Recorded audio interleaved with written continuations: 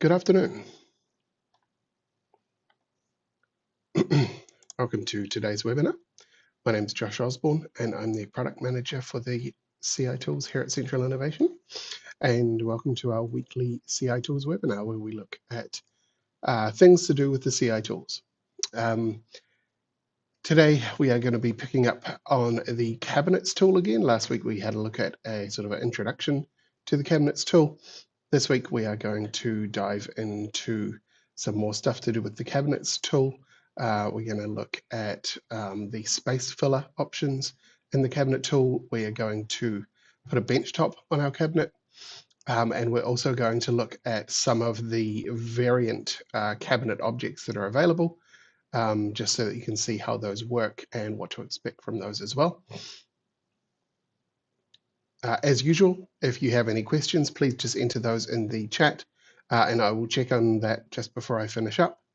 If you think of anything after the fact, you can also email us on nz.support@centralinnovation.com and that will come through to our technical support team. If you have suggestions for future webinar topics that you'd like to see covered as well, those can also go to the same place. So just say, hey, I had an idea for a CI Tools webinar, and that'll make its way through to me eventually. And finally, I'm going to be working in ArchiCAD 28 today, but most of what we're going to be looking at is also available in at least 27 as well, and possibly in older versions to some extent. Space fillers were new in 27, I think, so you may not see those in older versions, but the other stuff like bench tops and things will be the same. All right, so let's get started. So last week we talked about why you might want to use cabinets, how to get up and running and putting some modules into your cabinets. And we also looked at adding the cabinets tool to your toolbox and making sure the library was loaded as well. So we're not going to cover off any of that again. What I'm going to do quickly is just draw up a basic cabinet for us to work with. So I'm going to choose the default cabinet object with the default settings. I'll place it down here. Then we'll stretch it out.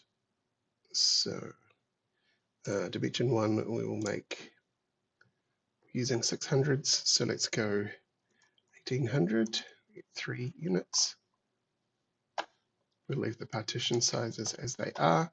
We will split it up using modules. So we've got those 3 modules there. I'm going to split this one in the middle to be in 2. We'll set the top part to be a door lift with a glass front. We'll set the bottom part to be a drawer stack. We'll set the one on the right to be a double bin, I think. And the one on the left is a door lift. I think we'll just make that a double door instead. And we'll put shaker panels on instead of flat ones. Actually, no, I'll put glass on that one because we were going to look at shelving today as well, which I forgot to mention. So we'll put glass there so we can see what's going on inside. And then the handles we'll leave as the default settings. So let's have a look at this in 3D. So this is our basic cabinet here. And what we're going to do first is we're going to put some space fillers in. And then I will come back and also add some shelves to some of these as well. So what space fillers are they're what they sound like. They are things to put into the spaces. So obviously looking at this cabinet, at the moment it doesn't really look like anyone lives here because it's an empty cabinet. And so what the space fillers do is they just add things inside of the cabinet so that it looks a bit lived in, can be useful just to make it look like there's actually something going on with your cabinets, and maybe give an example of what they are intended to be used for and that sort of thing. So in the options, most of the time we've been working at the moment, we've been looking at modules. We're going to skip down to spaces here. So this gives us a similar view to before. You can see we've got our modules set out here. And what we can do is we can select the one we want to modify. I'm going to go with the one on the left here. And then we choose what type of space filler it has. They'll all default to have no space filler. but we can come in here and we can choose one of these. So for instance, we could say, let's fill this with a wine rack, hit OK. And now behind the doors on this, you can see our wine rack in there. And the way that that works is defined in the settings for that space filler. So if I go to the wine rack, you can see that the dimensions of it at the moment, we've got a spacing of 80, the thickness of each divider is 6, and the distance away from the edge is 30. The probability that any one item in the rack is filled is 0.3, which is to say 30%. So it's 30% full at the moment. So what it does is it randomizes how many of them have something in it. If we turn this up all the way to 99 instead, you will see that it will fill the whole thing. Obviously 100 would do that as well, or 1 in this case rather. And if we go down to 0.1, there will be very few in there. So you can define how much you've got going on that way. And then also the probability that each bottle is part of a set. So the way that it works, you may be able to tell from here, we're randomizing the colors that are available here. So you can see at the moment the glass of the bottles is defined by these 4 parameters, and the foil is defined by these 4. What it will do is that it will group things together in sets, so we can say, what are the chances that anything is in a set? So if I set this one to 1,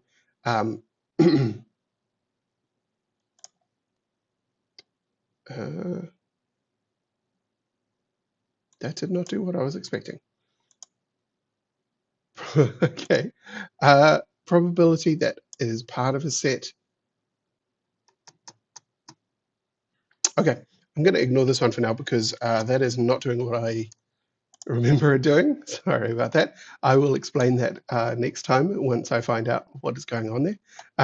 But the probability that it's filled is controlled here, and then we can set all of our surfaces over here as well. So if you wanted those to have red tops or something like that, we can do that. And the same for the glass that's used on them as well. And then the rack itself can be defined. So all of the space fillers have these sorts of controls. So for instance, if I wanted to go through and define the way the wine glasses work, we can define how that works. So what kind of glass it is and what the surfaces are on it. We've got the spice racks or storage jars.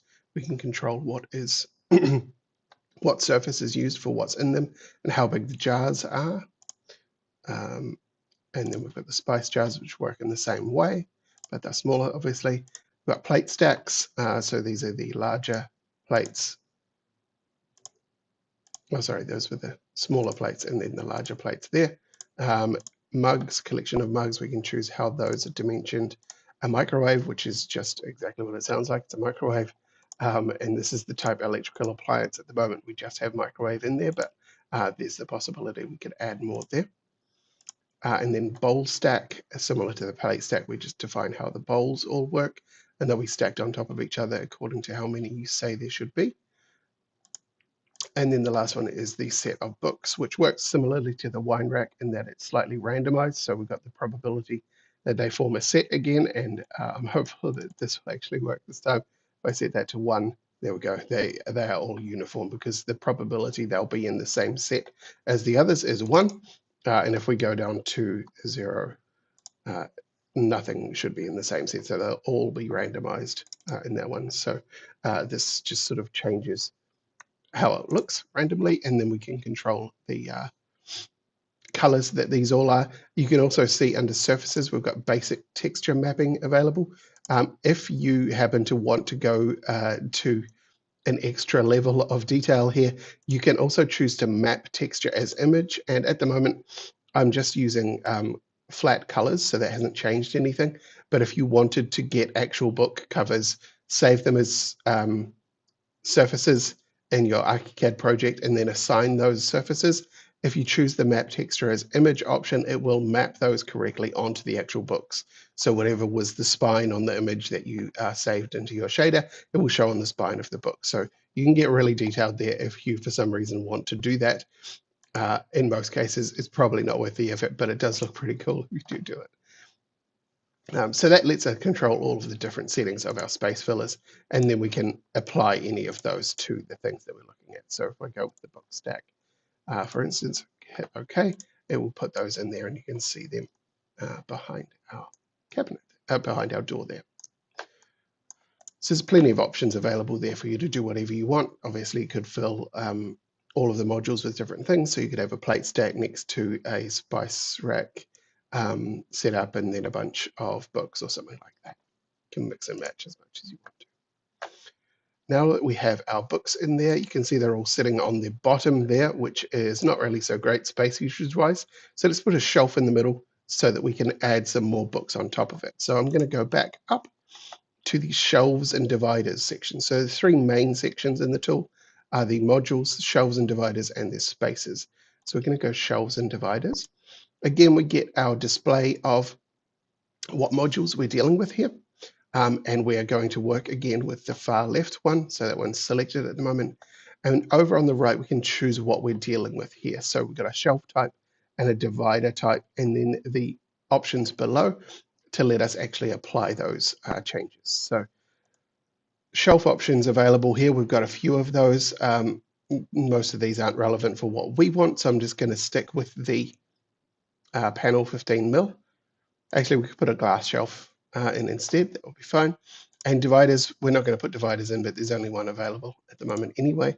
And then we tell it how we want the shelves to work. So how many shelves we want to be added to the unit, if we want to offset on the top or the base, and how many dividers we want. So I'm going to say we want one shelf, no offset and no dividers, and I hit this button here, and you'll see in my preview that there's now a blue glass shelf in the side there, and if I hit OK, you will be able to see that there. And because we set the space filler already for this module, it has put the book stack into both of the available areas now. But if I went back into spaces, you'll see that it's subdivided into two now, and we could change that. So if we want to change just the top part to have a bunch of raw wine glasses in it, we can do that. And now we've got those separated. So they're the same module now, but they are separated by the shelf that we've added. So it's nice and easy to add those shelves in. And we can do the same with dividers as well. So if we come across to the middle one at the top here, which we can see inside of also, we're going to say that the dividers will stick with the 15 mil panel. I'm going to modify the 15 mil panel so that it is, I'll make a new one actually, just for the sake of neatness. 15 mil, let's change this to 8 mil glass. For some reason, we will add this to, let's add a nice mirroring glass to that. And we will change the width to 8 mils. So we've saved that divider type. Let's go back up to shelves and dividers. We'll say that we want to use the 8 mil glass divider type, and we will specify that we want 2 dividers and 0 shelves. And then we hit the button here to action that, and you will see that we have added 2 dividers in there as well. And those are mirror glass, so they won't be transparent, but those are visible there. So it's nice and easy to add the shelves and dividers as you would want, and you can add those to any of your units, even if you can't see into them. So if you have a front that isn't glass or anything like that, it will still do them behind the scenes, and you'll be able to see them in the hidden details. So for instance, if I got this module here and made the front of it a flat panel, we can't see those items, but you still see the dashed lines behind to show us the detail of those dividers there. So you're not going to lose track of anything like that that you might need to add.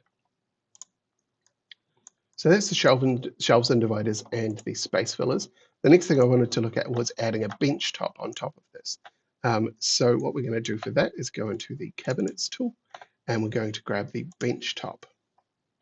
Before I place this, I'm just going to change some settings. So we will add a round nosing to this one, and we will make it a nice celadon, let's say, on the nosing and the bench top, same color. And the upstands can be white. Click OK, and then we will place our bench top and then move that to wherever we want it to be. So let's go over here. We'll put it right on the corner there. And then this one, as it happens, is actually exactly the size of the cabinet. But let's say that we don't want that. So let's stretch this one out an extra. Let's go to 22-ish hundred.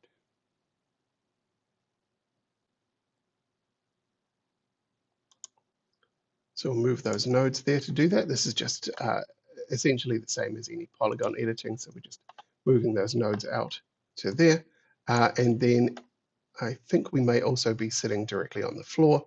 So we'll bring it up to, I think the cabinet is 800. So let's do that. I'll select both of them and go into 3D. Oh, it's not 800, it is 860. So let's push that up a little bit further.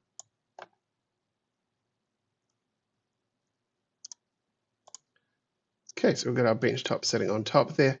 It's flush with the edge over here, and on the right it is overhanging by that much. So what we're going to want to do is we're going to return this bench top here to leave a space in between for us to put in, I don't know, a bin or something, I don't know.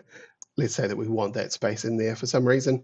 So we'll make some changes to this to allow for that. So let's go back into the settings for our bench top. And what we're going to do is we're going to tell it we want to modify the edges. So on the configuration setting, the graphic editing at the moment is set to shape. I'm going to change this to edge type and hit OK. And you'll see this palette, or hopefully you can see this palette on the side here. I'm going to choose the waterfall option, and I'm going to move that over and click on the right edge to give a waterfall edge there. And then I'm going to go back to 3D, and we should be able to see that waterfall coming down the side here. Yep, so we can select that and grab the hotspot and just pull that up to however high we want that to be. So let's go about there. So now we have this allowance over on the right here, and a pretty good looking bench top. As I mentioned, we can modify the shape of it like a polygon, and we can also modify the heights of anything that is sticking up or down, like the waterfall edge there, or the upstand over here. So we could make a very big upstand there. I'll shorten that all the way down. And then we probably also want to make a hole in this so that our sink can go into it. So let's go grab a sink object. Here's my object tool. There we go. Look under fit out, components, kitchen sink, and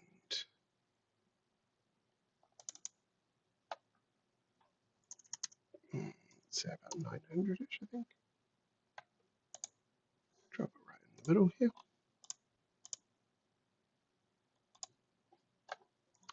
That'll do it.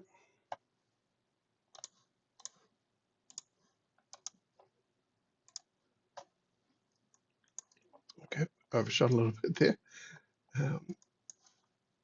Let's drop this back down.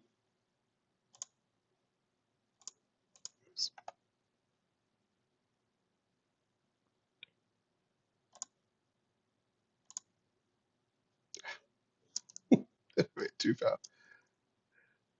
There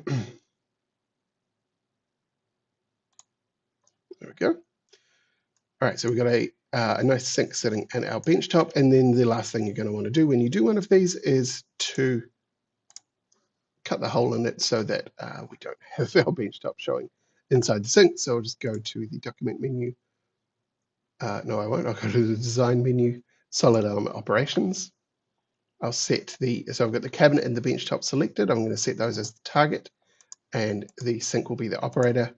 Set this as subtraction and just hit execute, and that will do that for us. So now we have a nice bench top here sitting on top of our cabinet, and we've got the basin cutting out the hole that it should be. And you can see below that now that we've let a little bit of light in, the glass is actually reflecting nicely in there now. But that has given us what we want to do with our bench top and sink there. got a little bit going on with our drawer stack here because our drawer stack is obviously set to have 4 drawers, but they don't fit in the space available. So we'd probably want to fix that up. But otherwise, this is giving us a good idea of what you can do and also how quickly you can do it using the cabinets tool. So the last thing I wanted to look at today was the other type of cabinet objects that we have. As you may remember when I mentioned it last time, there's a couple of different objects available. We've been looking at just the cabinet object for now, but there are a few others, so we're just going to quickly look at those as well. So there's 3 of them. CI cabinet is the main one we've been using. Cabinet corner is for doing a interior corner like this. And the way this works is that it works in the same way that the cabinet does. However, we have only got one type of module in this cabinet. So you can see the door opening there.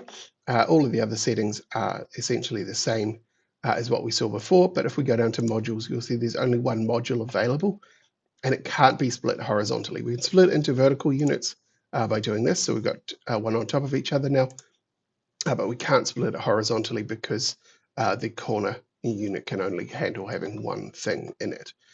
So we can go in here and we can say, well, this should be a stack of drawers, and it will do that for us, but it will be the same across both parts of this.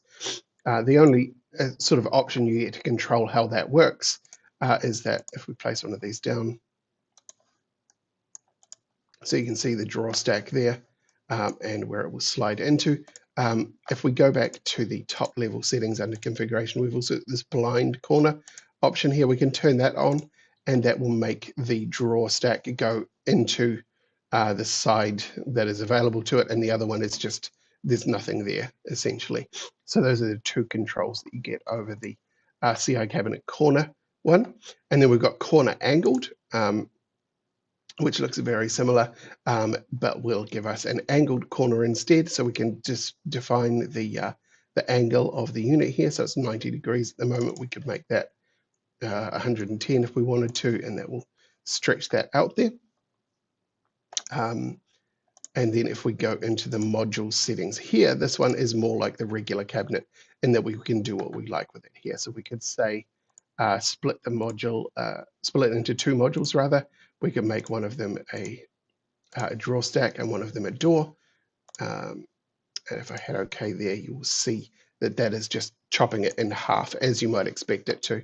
And it doesn't do anything in terms of how it deals with the inside. It just draws them straight inside there. So this will let you do that sort of angled corner as well. If you just go with one, it will do exactly what you'd expect. And if you start dividing it into pieces, they will just go straight back perpendicular to the angle of the front angle of the cabinet there.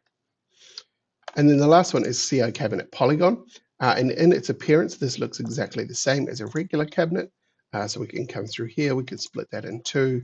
We can make one of them a oven, and that doesn't fit, but that's okay. And one of them a bin.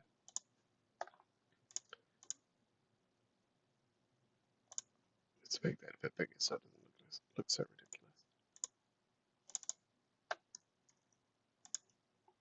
There we go. So this will do that. Oh, it still looks pretty rough. That's okay. The bins don't fit now, but the oven does. Anyway, you can see that it works roughly the same way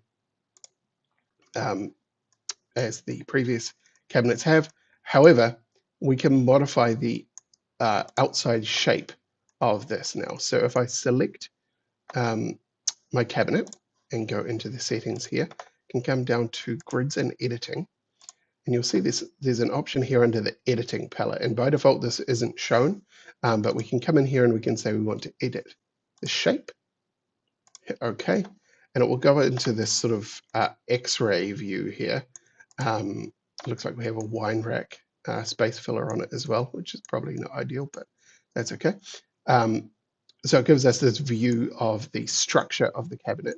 And now using this palette that we'll be displaying in your 3D and elevation views, we can modify the shape of this. So at the moment, we've got the node option selected. So if I grab this top part here, I can pull up the node in the middle there and we get an angled top. If I switch down to the curved mode, I can curve one of the edges. And if I switch down to the perpendicular edge mode, I can move an edge in or out from where it is. So we can stretch that out.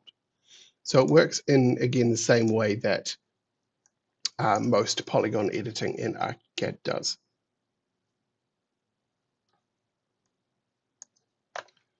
And then once I've done making the changes that I want, so let's say if I'm for some reason happy with this abomination that I've made, we go back in, we turn the palette off, and it goes back to normal. Obviously, the oven is having trouble dealing with what we've given it, so that looks a little bit odd. We'll have to modify the height for that.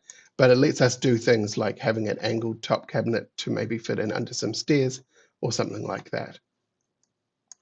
But aside from that, the way that this one works is the same as the standard cabinet object that we've been using this whole time.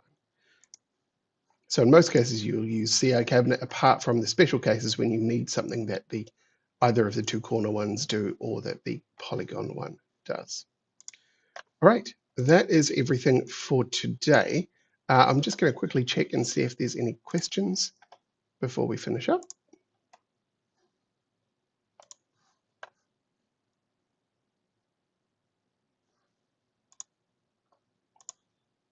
All right, we've got a question. Can the benchtop waterfall edge match the rounded nosing? Good question. At the moment, it can't. We do actually have a request to add that option, but yes, as you will have noticed when I added the benchtop, let me just quickly draw a new benchtop up so we can see it. Nosing is round.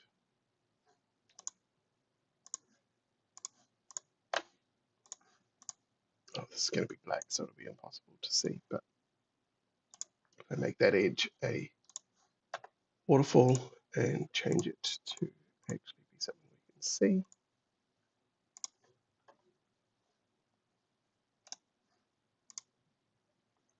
Yeah, and you'll see that despite the fact that the nosing is black still, so that's still not ideal. Just a second. You can see the rounded nosing available there. The waterfall edge doesn't follow that, which is what you're talking about, I believe. So yeah, at the moment we can't do that, but I do have an active issue logged with us to add the ability for that to happen as well. But at this stage, no, there isn't a way to do it. Sorry.